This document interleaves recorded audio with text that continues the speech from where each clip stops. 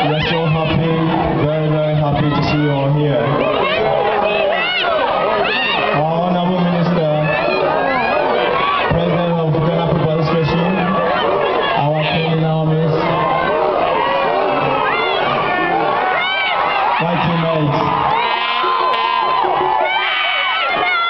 First of all, I would like to say a very, very thank you and a big thank you to all of you for all your love and the support you've given us.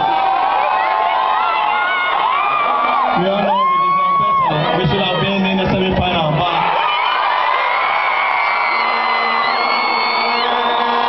all things we have to give thanks to Almighty God for bringing us too far.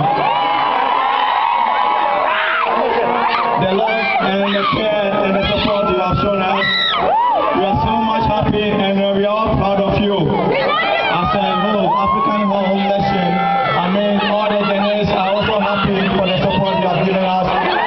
And we want to assure you that we in the African continent, we still have a chance in the next 4 years. And we're going to make it and make it bigger.